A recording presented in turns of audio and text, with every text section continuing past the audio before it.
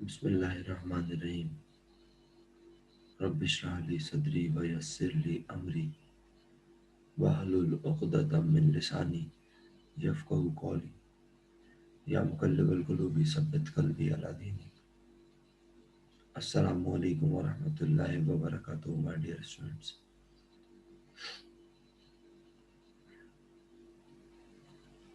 वालेकुम अस्सलाम व रहमतुल्लाहि व बरकातुहू। उम्मीद करता हूँ आप तमाम लोग अल्लाह के फजल से खैरियत से होंगे।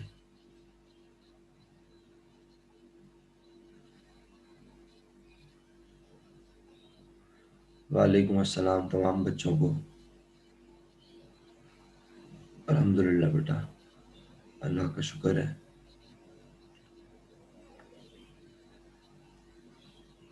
वालेकुम अस्सलाम मेरा बेटा, अल्हम्दुलिल्लाह मेरा बेटा, शुक्र है अल्लाह का। आवाज़ आ रही है ना आप सब लोगों को? अच्छा जी, ओके प्यारे बच्चों, सही।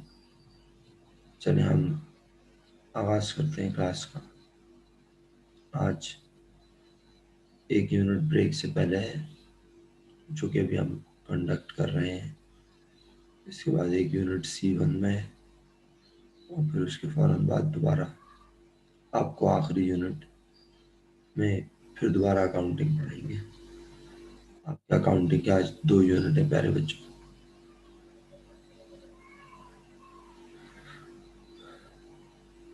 मेरे मुताबिक फाइनेंशियल स्टेटमेंट्स मैंने कल तक जितने डिस्कस कर लिए, मुझे पर्सनली ऐसा लगता है कि वो आपके लिए इनफ है।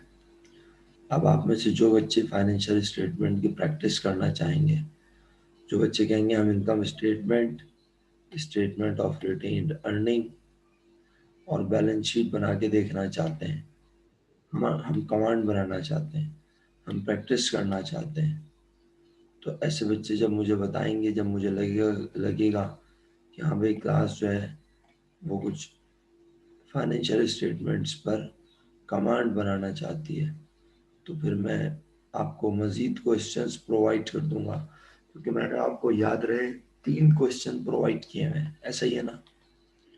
मैंने आपको 3 क्वेश्चन आपसे शेयर करवाए और तीनों क्वेश्चन अल्हम्दुलिल्लाह हमने बाकायदा लिख के परफॉर्म किए। एडजस्टिंग एंट्रीज बनाई, इनकम स्टेटमेंट बनाया, स्टेटमेंट ऑफ रिटेन अर्निंग बनाया और स्टेटमेंट ऑफ फाइनेंशियल पोजीशन, जिसे हम बैलेंस शीट भी कहते हैं, हमने ये सब बनाया। अब आज की क्लास में SLO 9 का आखिरी पार्ट, सही है, हम स्टार्ट करते हैं। लेकिन स्टार्ट करने से पहले मैं ज़रा 2-4 जुमले एडिशनल और बोल दूँ, इसी से रिलेटेड, पढ़ाई से रिलेटेड ही, एडिशनल तो हैं बट हैं पढ़ाई से रिलेटेड। वालेकुम अस्सलाम एहसन अली साहब।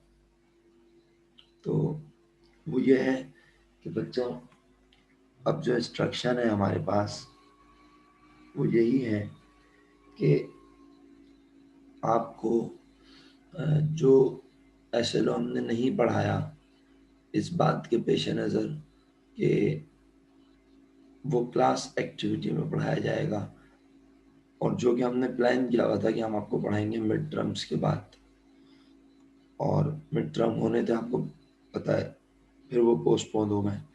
तो अब बात ये है कि हम ये SLO 9 ख़त्म करेंगे और अल्हम्दुलिल्लाह हम SLO 7 जो कि हमारी क्लास एक्टिविटी है वो हम ऑलरेडी पढ़ चुके हैं, तो बस एक SLO 10 रह जाएगा।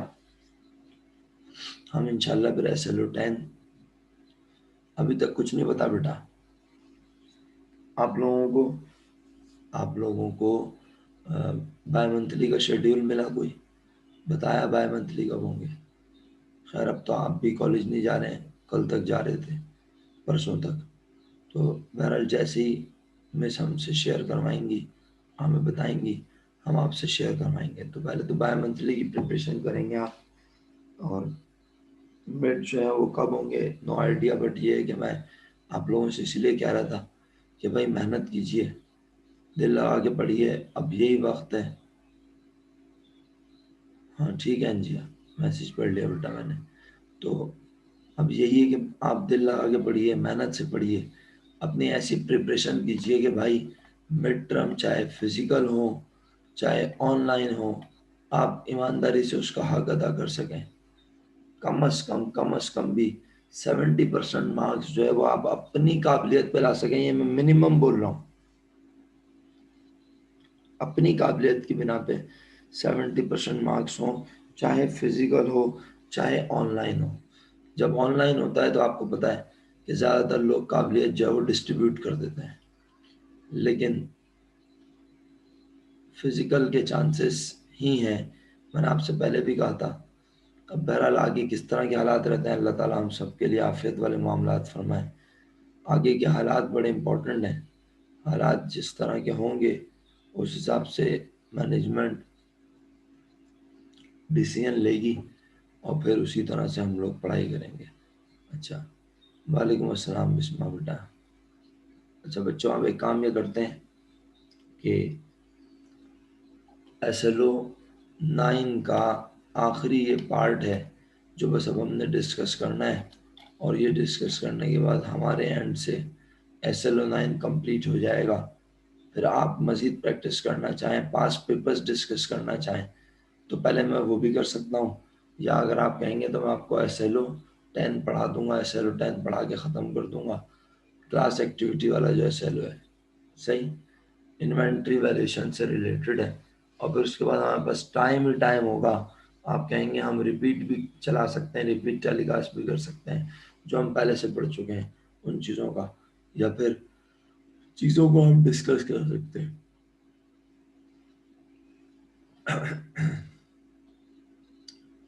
फाइनली बच्चों, अब इंट्रोडक्शन होने लगा है। स्क्रीन पे आपके सामने इस वक्त क्या है, स्टेटमेंट ऑफ कैश फ्लोस। प्यारे बच्चों, याद रहे, statement of cash flows is part of financial statements of a business। Cash flow का नाम ही, स्टेटमेंट ऑफ कैश फ्लो का नाम ही, अगर हम थोड़ा सा गौर से देखें, इसको देखने के बाद तो समझ आएगा। अगर इसको भी गौर से देखेंगे, स्टेटमेंट किसी चीज का, स्टेटमेंट किस चीज का, ऑफ कैश फ्लोज, यानी जिसमें कैश के फ्लोज दिखाए जाए। अच्छा, तो कैश का फ्लो कितनी तरह से हो सकता है बच्चों?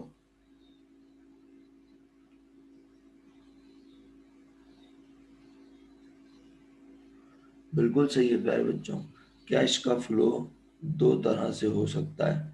बिजनेस में पैसों का, बिजनेस में पैसों का आना, इनफ्लो, और बिजनेस से पैसों का जाना, आउटफ्लो, है ना। तो मेरे बच्चों, मेरे प्यारे बच्चों, बहुत शुक्रिया आप सबका कि जो लोग बड़ी मेहनत से, हिम्मत से पार्टिसिपेट कर रहे हैं। बहुत अच्छा होता है आपका पार्टिसिपेट करना, मुझे भी एनर्जी लेवल मिलता है। मैं भी कहता हूँ कि बच्चे मेरी बात सुन रहे हैं। तो कैश फ्लो स्टेटमेंट असल में बनता किस लिए, इसके बनाने का पर्पस क्या होता है? शायद मैं ये बात पहले भी आपसे कभी कह चुका हूँ, और अगर नहीं कही तो गौर से सुनिए। बिजनेस क्यों करते हैं?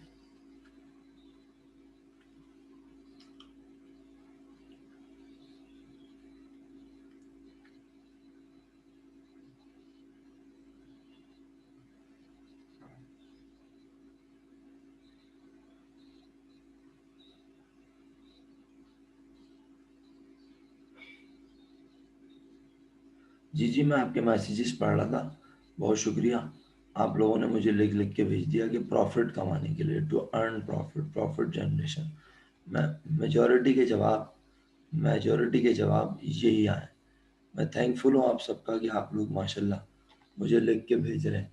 अब बात यह है कि अगर थोड़ा सा हम दिमाग चलाएं और आप सबकी बात को फोकस करते हुए आगे बढ़ें, तो हर बिजनेस का ओनर इंतहाई कॉन्शियस होता है प्रॉफिट कमाने के लिए। उसका सारा का सारा फोकस इस बात पे होता है बिला झिझक विदाउट एनी डाउट कि मेरा बिजनेस करने से मुझे क्या हो, प्रॉफिट हो, है ना। यानी अगर खुदा ना खास्ता उसे प्रॉफिट नहीं हुआ तो उसका बिजनेस ज्यादा अरसे चल नहीं सकता। एक महीना लॉस बर्दाश्त करेगा, दूसरा महीना लॉस बर्दाश्त करेगा, तीसरा महीना करेगा, चौथा महीना करेगा, पांचवें महीने में बंद कर देगा, छठा महीना बर्दाश्त करेगा, सातवां महीना बर्दाश्त करेगा, आठवां महीना बर्दाश्त करेगा। क्या कहा यार, मुझे तो मुस्तकिल हर महीने लॉस ही हो रहा है, प्रॉफिट तो मैं कमा ही नहीं रहा, तो मुझे अपनी दुकान को बंद कर देना चाहिए। बात समझ आ रही होगी, पूरी उम्मीद करता हूँ आपको। तो इसका मतलब ये हुआ बच्चों कि बिजनेस का ओनर प्रॉफिट के लिए सबसे ज्यादा कॉन्शियस होता है, लेकिन इस प्रॉफिट से भी ज्यादा एक इंपॉर्टेंट चीज है जिसके लिए ओनर कॉन्शियस होता है। आई होप आप सब मेरे जुमले को सुन रहे हैं। इस प्रॉफिट से भी ज्यादा कॉन्शियस एक चीज है जिसके लिए ओनर हर वक्त ज़हनी तौर पर टेंशन में रहता है कि सर क्या है, सुनिए। वो चीज है कि मेरे पास मंथ एंड पर इतने पैसे होंगे कि मैं अपनी लाइबिलिटीज को पे कर सकूं। मैं अपने मुलाजमीन को पूरे महीने काम करवा लिया होगा, उन्हें मंथ एंड पे क्या दूंगा।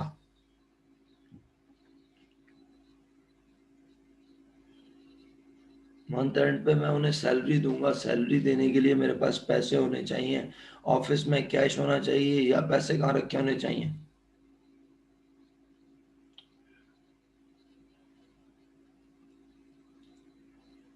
तो इसका मतलब है हमारे पास सैलरी को पे करने के लिए कैश ऑफिस में या बैंक में पैसे रखे होने चाहिए, उसके बगैर सैलरी अदा नहीं कर सकता। अच्छा, बस सैलरी अदा करनी होती है, रेंट भी तो अदा करना होता है। जिस जगह पे हम काम कर रहे हैं अगर वो हमारी नहीं है तो रेंट अदा करने के लिए भी पैसे होने चाहिए। क्या ख्याल है। इसी तरह और भी बहुत सारे खर्चे होते हैं जो कि एक पर्टिकुलर टाइम मुकम्मल होने के बाद खर्चे हो रहे होते हैं, और ओनर को इस बात की फिक्र सबसे ज्यादा होती है कि भाई मुझे इन खर्चों की अदायगी के लिए मेरे पास पैसों का होना जरूरी है।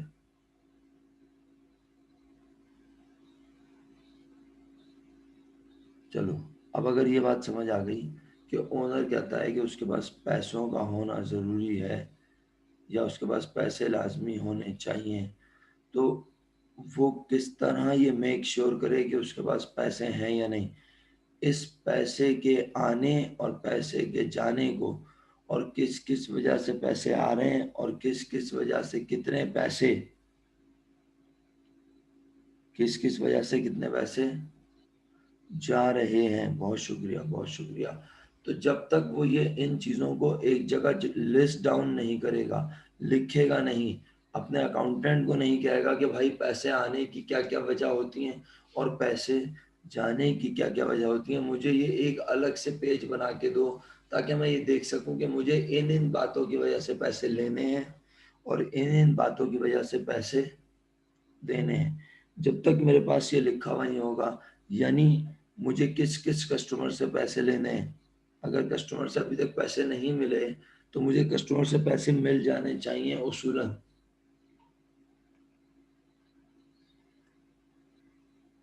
एक दो महीने के अंदर।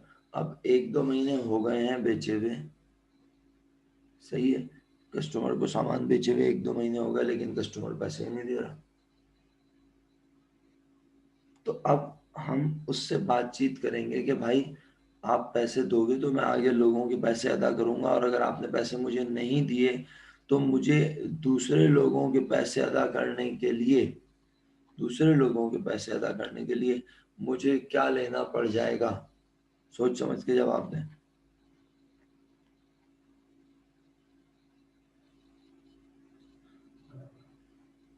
Very good, excellent. हमसल भाई ने जवाब भेजा, इंसिया ने भेजा, महावसीम ने भेजा, मोहम्मद अली रजा, एहसन अली, लकी जुबैर, तकरीबन बहुत सारे लोगों ने जवाब भेजा, बहुत शुक्रिया आप सबका कि जो मेरा साथ दे रहे हैं भरपूर। प्यारे बच्चों, 100% करेक्ट हैं आप। इसका मतलब है हमें लोन लेना पड़ जाएगा मुलाजमीन की तनख्वाह देने के लिए, हमें लोन लेना पड़ जाएगा जगह का किराया देने के लिए, हमें लोन लेना पड़ जाएगा इलेक्ट्रिसिटी बिल अदा करने के लिए, हमें ये सारे खर्चे अदा करने के लिए पैसे मेंटेन करके रखने हैं। और अगर अच्छा सर तो लोन ले लिया तो क्या मसला है, ले लें लोन। भाई लोन लूंगा तो उस पर हर महीने क्या देना पड़ेगा बोलो।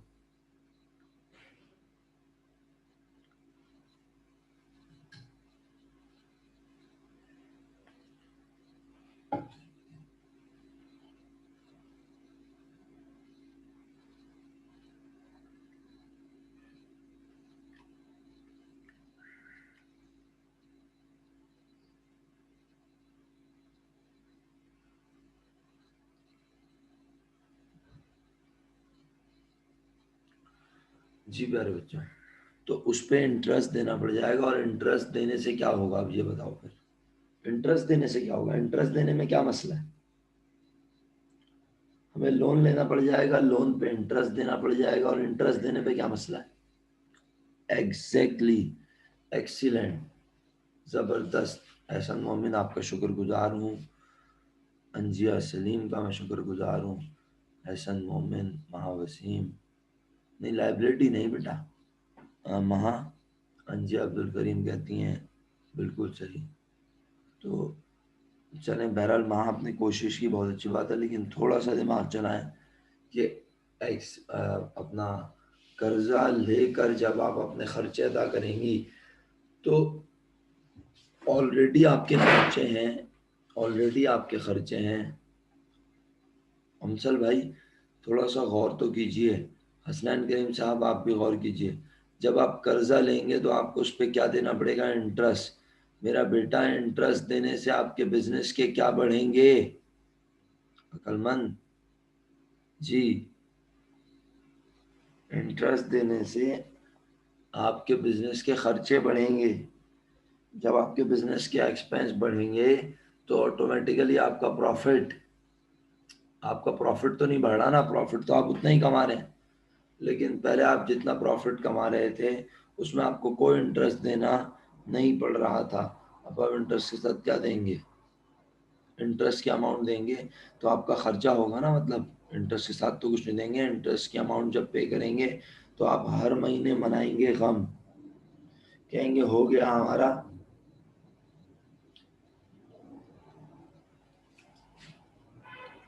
खर्चा। तो खर्चे इंक्रीज होने से प्रॉफिट कम हो जाएगा, प्रॉफिट कम होगा तो बिजनेस की परफॉर्मेंस और ख़राब हो जाएगी।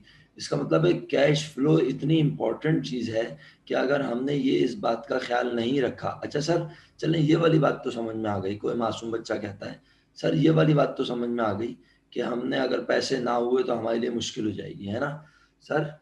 और अगर हमारे पास पैसे ज़्यादा हों कि हम बआसानी अपने मुलाजमीन की सैलरी भी दे दें, हम बआसानी अपने जगह का किराया भी दे दें, हम अपना यूटिलिटी बिल भी पे कर दें, तो ऐसी सूरत में सर क्या ख्याल है बताएं, कि जब हमें कर्जा ना लेना पड़े। ओके, ज़बरदस्त, क्या बात है भाई, दिमाग चलाया आपने। हाँ वेरी गुड, अच्छी, गुड ट्राई। बाकी लोग नहीं करेंगे ट्राई, बस महा ने ट्राई करनी थी। आवाज़ आ रही है सबको मेरी, अगर आवाज़ आ रही है तो मैं रिपीट कर दूँ बोले तो। भाई देखिए, मैं कह रहा हूँ ये वाली असम्पशन तो आपको समझ में आ गई, समझ में आ गई, आपने मान ली है, जैसे भी आपने पढ़ ली कि हम जब बैंक में हमारे पैसे नहीं होंगे तो हम बैंक से क्या लेंगे, यानी जब हमारे पास कैश नहीं होगा, मुलाजमीन को तनख्वाह देने के लिए पैसे नहीं होंगे, हम कर्जा लेंगे, कर्जे पे हम क्या देंगे, इंटरेस्ट। इंटरेस्ट देने से हमारे खर्चे बढ़ जाएंगे, खर्चे बढ़ जाएंगे तो प्रॉफिट ऑटोमेटिकली, खर्चे बढ़ने से प्रॉफिट ऑटोमेटिकली, और जब प्रॉफिट कम होगा तो जितना प्रॉफिट आप बांट रहे थे कमा कर, बिजनेस में मालिकान के दरमियान। अब होगा क्या, इंटरेस्ट का खर्चा बढ़ जाने से वो प्रॉफिट कम हो जाएगा। ये तो मैंने आपको बता दिया, आपने पार्टिसिपेट भी किया, अभी दोबारा भी पार्टिसिपेट किया।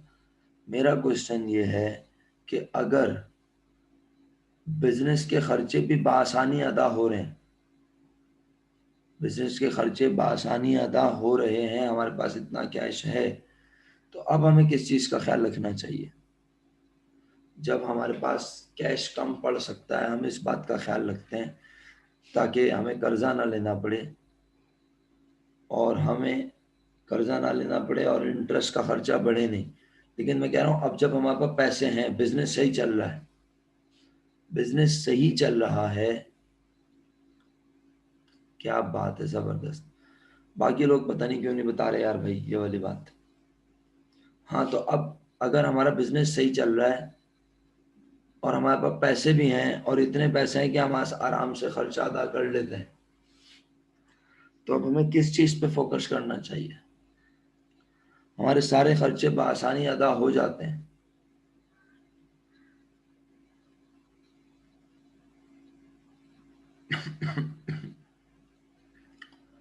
ओके जी, माशाल्लाह, बहुत सारे लोगों ने अच्छे अच्छे जवाब दिए। प्रॉफिट मैक्सिमाइजेशन की तरफ जाना चाहिए अब हमें।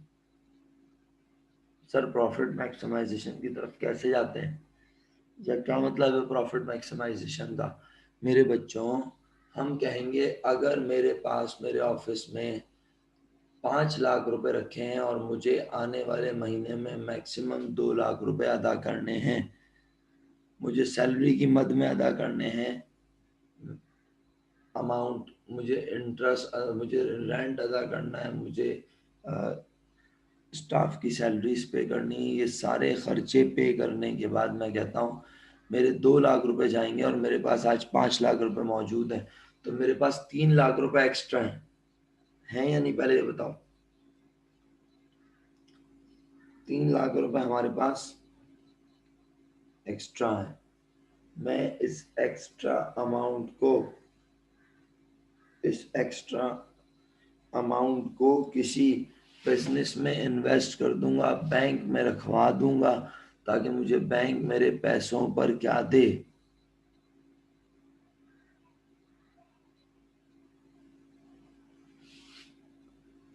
तो बैंक जब मुझे इंटरेस्ट देगा, बैंक जब मुझे पैसे देगा, तो उससे मेरे प्रॉफिट में और होगा।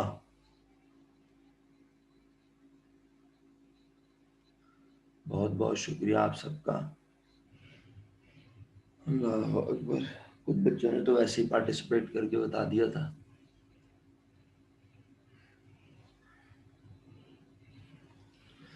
तो इसका मतलब है कैश का ध्यान सिर्फ इसलिए नहीं रखना कि हमारे पास कैश कम ना पड़ जाए, बल्कि अगर कैश हमारे पास ज़्यादा है तो हम अपनी रिसोर्स को रख के बैठे ना रहें, बल्कि हम रिसोर्स को इन्वेस्ट कर दें और उससे हम मज़ीद पैसे कमाएं, है ना।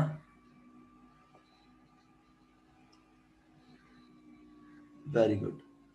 तो अल्हम्दुलिल्लाह, बस इतनी देर में मैंने आपको ये समझाने में कामयाब हो गया कि कैश फ्लो आखिर बनाने की वजह क्या है। दोनों पॉजिटिव बातें हैं, दोनों अंदाज सोचने के पॉजिटिव हैं।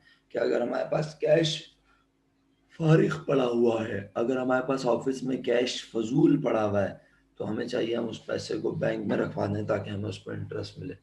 और अगर खुदा न खास्ता हमारे पास पैसे कम हो रहे हैं, तो हमें चाहिए हम इस तरह से मैनेज करें, कस्टमर्स को फ़ोन करके बोलें, ओ भाई हमारे पैसे दो जल्दी से, अगर तुमने हमारे पैसे ना दिए तो हम आगे पेमेंट नहीं कर सकेंगे, हम मुलाजमीन की सैलरी नहीं दे सकेंगे, और अगर हम सैलरी नहीं दे सके तो हमें इंटरेस्ट लेना पड़ जाएगा, हमारा प्रॉफिट मार्जिन कम हो जाएगा।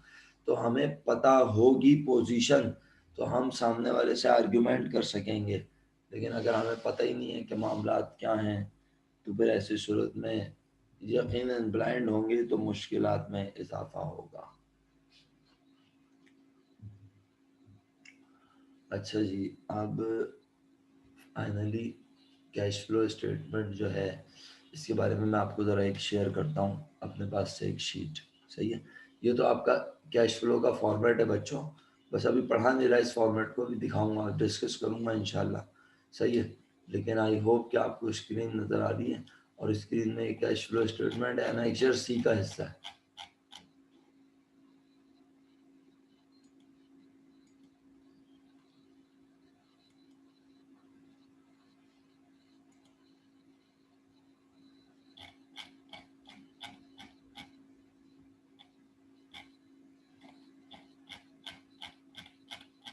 ये देखें, एनेक्सर सी सही है। अच्छा, कोई ऐसी सिचुएशन हो सकती है जिसमें ना ज़्यादा नुकसान हो? हाँ, जाहिर सी बात है, हम वही मैना रवि की पोजीशन रख के चल रहे होते हैं बिजनेस में बेटा। हाँ, हमारी कोशिश होती है कि हम इस तरह का बैलेंस मेंटेन करते हुए चलें कि कभी मतलब हमारे पास बहुत ज़्यादा पैसे भी ना रखे हुए हों और बहुत कम पैसे भी ना रखे हों। और इसके लिए ना आपको मिस नाजलीन ने फर्स्ट ईयर में, अगर याद करें आप, analysis of financial statement EOC में पढ़ाया गया फर्स्ट ईयर में, एनालिसिस ऑफ फाइनेंशियल स्टेटमेंट, जिसमें आपको कैपिटल्स, सॉरी कैपिटल कह रहा हूँ, जिसमें आपको कैश और करंट लाइबिलिटी का रेशो पढ़ाया गया, डेट टू इक्विटी का रेशो पढ़ाया गया, डेट टू एसेट का रेशो पढ़ाया गया, और ये बहुत लाइटर साइड पे आपको पढ़ाया गया है। नहीं पढ़ाया? पढ़ाया जाता है भाई, ऐसा नहीं, पढ़ाया जाता है। Debt ratio, debt to equity ratio.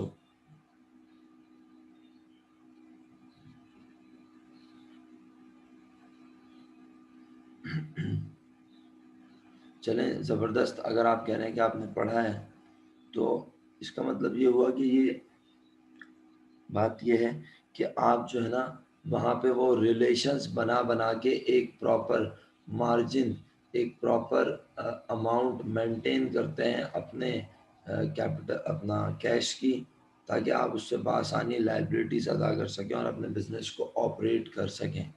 ठीक है। हाँ, लाइटर साइड पढ़ा है सन, बिल्कुल सही बोल लो, सही है। और इसके ऊपर आप असल में पढ़ते हैं एनालिसिस ऑफ फाइनेंशियल स्टेटमेंट। आप इंटर में तो बहुत पढ़ लिया, बड़ी बात, ये तो आपके बोर्ड का वो है, एक अच्छी बात कि वो आपको बहुत आगे की चीज़ें भी पढ़ा देता है। वरना आमतौर पर बैचलर्स के फर्स्ट पार्ट में भी हम आमतौर पर बच्चों को एनालिसिस करना नहीं सिखाते, बल्कि बीकॉम पार्ट टू, सही है। और जो बच्चे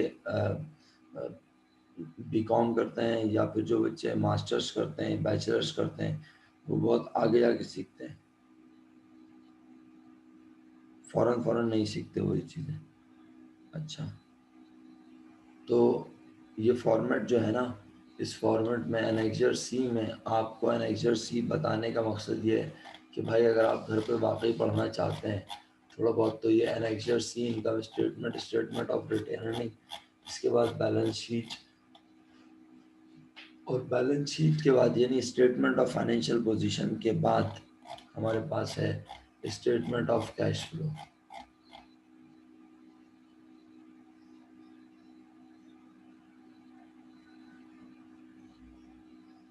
अच्छा जी, अब मैं चाह रहा था आपको एक शीट दिखाऊं अपनी ना, जिसमें मैंने थोड़ा सा ज़रा चीज़ें आपसे शेयर करता हूं तो आपको अच्छा समझ आए। और ये रही, कैश फ्लो स्टेटमेंट के बारे में हमने कुछ लिखा हुआ है। आप इसको बहुत डिटेल में पढ़ाना तो नहीं है आपको, लेकिन ये कि हाँ, काम की बातें हैं, to the point, to focus लिखा हुआ है। मैं word to word, line to line तो नहीं पढ़ सकूंगा, आप जानते हैं, लेकिन अल्लाह के हुक्म से आप खुद भी पढ़कर इसको काफ़ी फ़ायदा हासिल कर सकते हैं। ठीक है।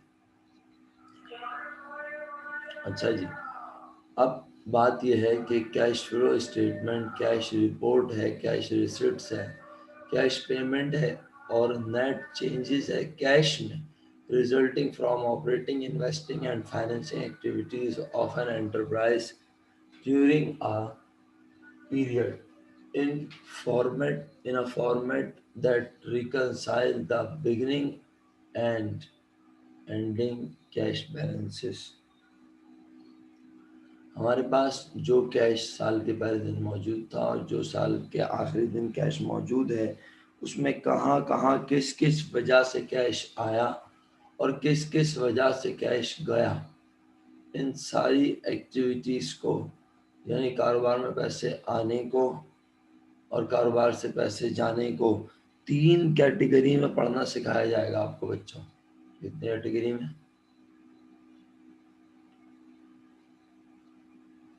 आप मेरे साथ हैं?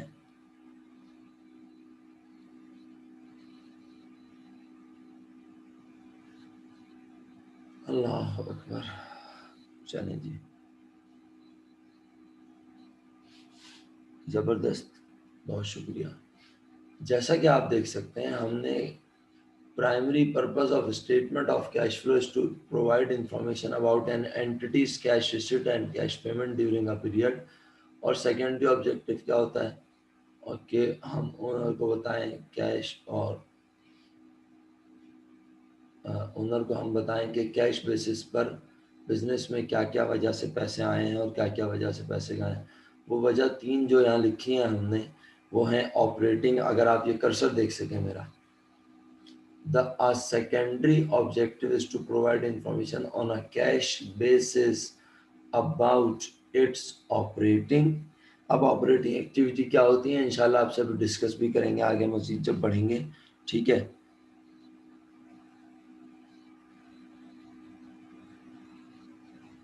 हाँ जी, अब बताओ रिपीट हो गया या नहीं हुआ?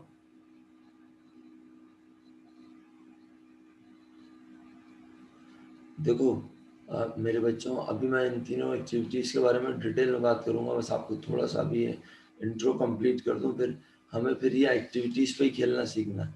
और याद रहे, ये जो है हमारे पास बहुत आसान लेवल पे है। मैंने आपको यहाँ अपना फॉर्मेट में मैं मुश्किल तरीके से या मुश्किल सवाल या डिफ़िकल्ट पढ़ाऊँगा। ये रहा पूरा सवाल है।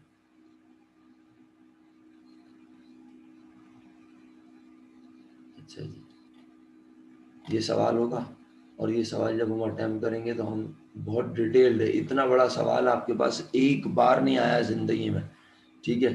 तो मैं आपको कुछ ज़रा एक्स्ट्रा थोड़ा सा पढ़ाऊँगा ताकि आपकी कमांड अच्छी हो, बेहतरीन। लेकिन फ़िलहाल पहले हम ये समझें कि एक्टिविटीज़ हैं कितनी तरह की। तो एक्टिविटीज़ हैं ऑपरेटिंग, दूसरी इन्वेस्टिंग एक्टिविटीज़। आपने जो है वो नामों से न सिर्फ याद रखना है, बल्कि सिर्फ नाम याद रह जाएंगे तो आपको ऑटोमेटिकली आइडिया होगा, आपका दिमाग में ना एक सोच बनी हुई होगी कि यार ऑपरेटिंग एक्टिविटीज़ ये होती हैं। आपको पता होगा कि इन्वेस्टिंग एक्टिविटीज़ ये होती हैं। तो क्या होती हैं अभी मैं इंशाल्लाह आपसे डिस्कस करूंगा। फिलहाल ऑपरेटिंग, इन्वेस्टिंग और फाइनेंसिंग एक्टिविटीज़। अब इसमें वो कहता है कि ये जो कैश फ्लो स्टेटमेंट हम बनाएंगे ना बच्चों, इस कैश फ्लो स्टेटमेंट बनाने के बारे में हमारे पास रहनुमाई इंटरनेशनल अकाउंटिंग स्टैंडर्ड 7 में मौजूद है। यार क्या मतलब हुआ? देखो प्यारे बच्चों, मेरी बात इत्मीनान से सुनना। ये जो तुम इनकम स्टेटमेंट बनाते हो ना, बैलेंस शीट बनाते हो, सही है, स्टेटमेंट ऑफ रिटेन अर्निंग बनाते हो, ये सारे स्टेटमेंट दुनिया भर में एक तरह के कैसे बनते हैं? क्योंकि पूरी दुनिया कुछ स्टैंडर्ड्स हैं जिनको फॉलो कर रही है।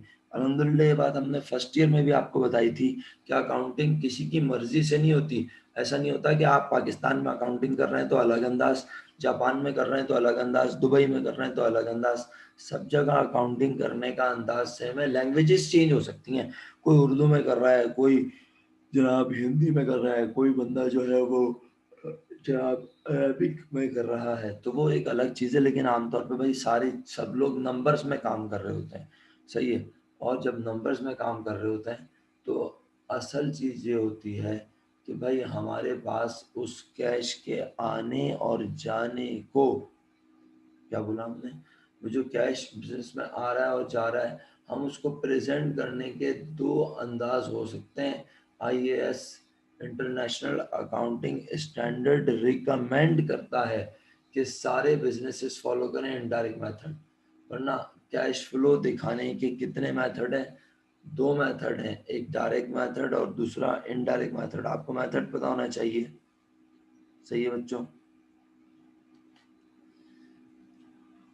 अब दो मेथड क्या हैं? दो मेथड में पहला है डायरेक्ट। डायरेक्ट हमने पढ़ना नहीं है, आप कहेंगे तो मैं इसके बारे में एक से दो लाइन बोल दूंगा सिर्फ कि व्हाट इज डायरेक्ट मेथड। बाकी हमें पढ़ना है इनडायरेक्ट मेथड। और इनडायरेक्ट मेथड सिर्फ सर इमरान की फरमाइश नहीं, बल्कि इंटरनेशनल अकाउंटिंग स्टैंडर्ड 7। सर ये 7 का क्या मतलब है? बच्चों, हर हर चीज अकाउंटिंग की डिफाइन हुई हुई है अलग अलग चैप्टर्स में। सही है। हाँ, कि भाई अगर आप कैश फ्लो के बारे में जानना चाहते हो कि कैश फ्लो कैसे बनता है, कैश फ्लो में कौन कौन सी चीजें, जैसे मैं भी आपको बताऊंगा ऑपरेटिंग एक्टिविटी में किन किन चीजों को लेना है, तो भाई ये मुझे कैसे पता चलता है? मेरे टीचर ने पढ़ाया, बिल्कुल हाँ, मेरे टीचर ने ही पढ़ाया, लेकिन फिर मेरे टीचर ने मुझे रिकमेंड किया कि भाई आप जो है अगर ये देखना चाहो कि इन्वेस्टिंग एक्टिविटी में कौन सी एक्टिविटीज होती हैं, तो ये बात इंटरनेशनल अकाउंटिंग स्टैंडर्ड ने लिख कर पब्लिश की हुई है किताब की शक्ल में। और अगर तुम जो है ये बात जानना चाहो कि ऑपरेटिंग एक्टिविटीज क्या है, तो तुम उसे पढ़ लो। ये वाला टॉपिक बहुत ईजी है। बस अभी ये शुरू होगा और ये खत्म भी हो जाएगा ऐसा। आपको पता है मैं शुरू में बोलता हूँ यार, और अगर मैं ना बोलूँ ना तो फिर हक अदा नहीं होता, आपको पता है। क्या ख्याल है? तो हक अदा करने के लिए बोलना तो जरूरी है ना, ताकि हमारे बच्चों को कम से कम पता तो कि हम टॉपिक कौन सा पढ़ रहे हैं, हम क्यों पढ़ रहे हैं, ये तो बताओ। हाँ जी। तो डायरेक्ट मेथड और इनडायरेक्ट मेथड, तो डायरेक्ट मेथड तो अभी पढ़ना नहीं है, अब इनडायरेक्ट मेथड क्या होता है इसके बारे में भी बात करते हैं। लेकिन ये use of the statement of cash flow, एक मिनट पानी का एक घूंट पी।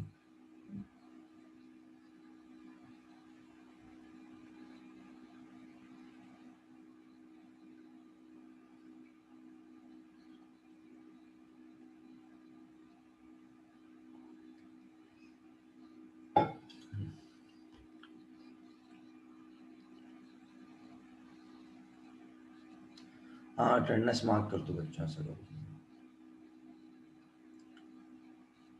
टाइम लिखा नहीं आ रहा मेरे पास मीटिंग का।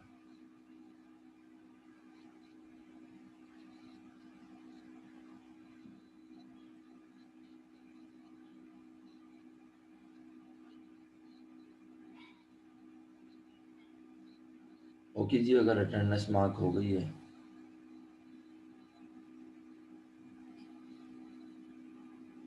तो अब ना मुझे उसूलन cash statement of cash flow के यूजेस पढ़ने की जरूरत नहीं है। सर क्यों, आप क्यों नहीं पढ़ेंगे ये? क्योंकि इतनी देर से मैं आप लोगों को यही सब तो सिखा रहा हूँ कि मैनेजमेंट इस्तेमाल करती है कैश फ्लो को अपनी लिक्विडिटी चेक करने में, कि हम अपनी लाइबिलिटीज को पे कर सकते हैं आसानी से। टू डिटरमाइन डिविडेंड पॉलिसी, हम डिविडेंड दे सकते हैं।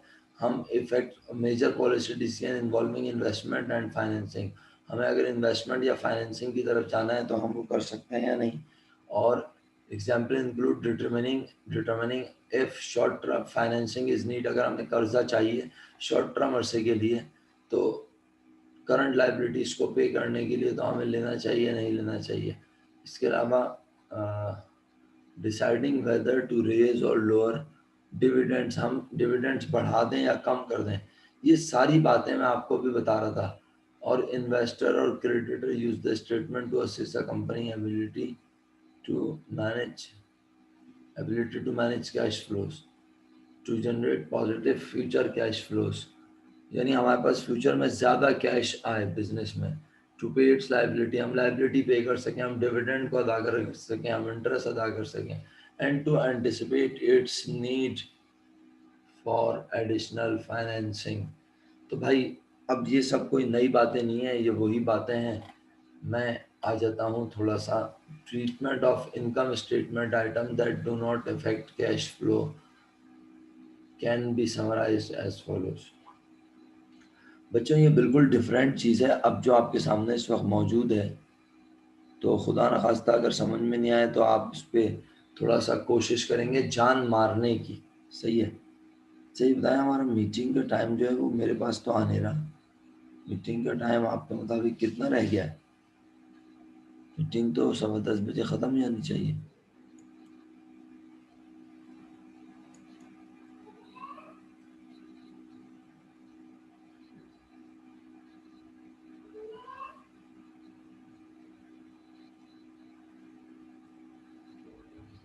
अच्छा, 1 मिनट तो रहता है अभी। चले बहरहाल 1 मिनट बोल लेता हूँ मैं, ज़्यादा अच्छा ही है कि मैं बजाय टाइम पूछूं। लेकिन मेरे पास चल नहीं रहा था। मैंने कहा अचानक मीटिंग ख़त्म ना हो जाए। अचानक मीटिंग ख़त्म होगी तो ब्रेक के बाद आप लोग एक यूनिट दूसरे टीचर का कंडक्ट करेंगे, फिर ब्रेक के बाद एक यूनिट, ब्रेक के बाद एक यूनिट लेने के बाद मैं आपको लास्ट यूनिट में कंटिन्यू करवाऊंगा। तो मैं इसके ऊपर एक जुमला कहने की कोशिश कर लेता हूँ। The treatment of net income item that do not affect cash flow. Income statement के कुछ चीज़ों का ट्रीटमेंट हम आपको बताएंगे क्योंकि कैश फ्लो स्टेटमेंट को, cash flow that do not affect cash flows. Income statement, income statement की कुछ चीज़ें, इनकम स्टेटमेंट के कुछ items that do not affect cash flow can be summarize as follows.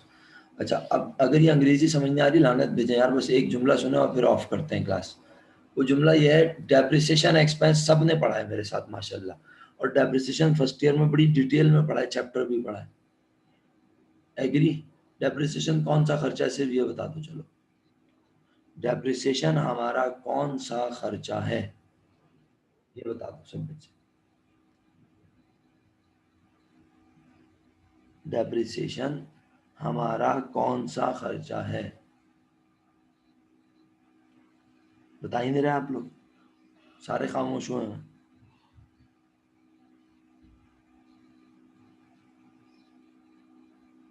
अच्छा जी, चले वो रिकनेक्ट कर ले अली रजा, आप लोग जवाब ही नहीं दे रहे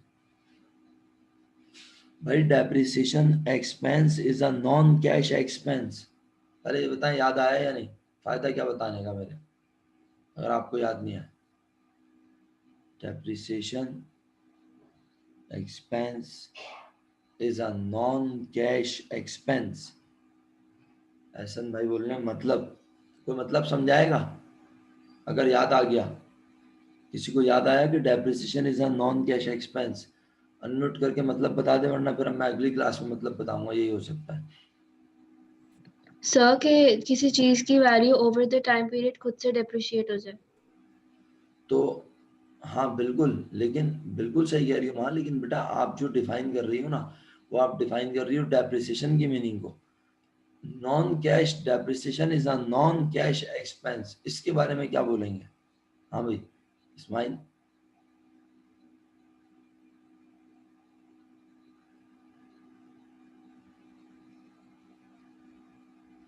चलें फिर, मेरा ख्याल है कि मैं आपको जो है ना, अभी जब ब्रेक के बाद दूसरा यूनिट होगा तब समझा दूंगा। हाँ शुक्रिया भाई, कुछ लोगों ने जवाब भेज दिया, कुछ लोगों ने नहीं भेजा। भाई डेप्रिसिएशन एक ऐसा खर्चा है जिसमें हमारे पास से पैसे, जिसमें हमारे पास से पैसे नहीं जाते। हम पैसे उसी वक्त चले गए होते हैं जब हमने एसेट को, पैसे उसी वक्त चले गए होते हैं ना जब हमने एसेट को क्या किया होता है। लेकिन हम उस एसेट को अपना खर्चा, हम उसको अपना खर्चा नहीं कहते। खर्चा कहते हैं, हाँ खर्चा तो कहते हैं, लेकिन पैसे जो जाते हैं, क्या हमारे पास से पैसे जाते हैं? नहीं सर। जब हम एसेट खरीद के लाते हैं हम कहते हैं एसेट बढ़ गया और पैसे चले गए, और जब एक साल मुकम्मल इस्तेमाल करने के बाद हम अपने एसेट की वैल्यू को कम करते हैं तो हम कहते हैं हमारा खर्चा हुआ, खर्चे का नाम डेप्रिसिएशन एक्सपेंस। लेकिन हमारे पास से पैसे, हमारे पास से पैसे नहीं गए। तो जब पैसे नहीं गए तो सोचो कैश का फ्लो, कैश का फ्लो नहीं हुआ। बस बस अब यहाँ पे क्लास खत्म करते हैं, ब्रेक के बाद मिलते हैं इंशाल्लाह। यानी ब्रेक के बाद आप एक यूनिट लेंगे दूसरे टीचर का, फिर आखिरी यूनिट में मिलते हैं। ठीक है? हाँ बिल्कुल सही, बहुत शुक्रिया आप सबका। इंशाल्लाह ब्रेक के बाद मुलाकात हो रही है। रिकॉर्डिंग ऑफ कर रहा हूँ मैं, क्लास भी ऑफ कर रहा हूँ। ओके, अल्लाह हाफिज़। आखिरी यूनिट में मुलाकात हो रही है। अल्लाह हाफिज़।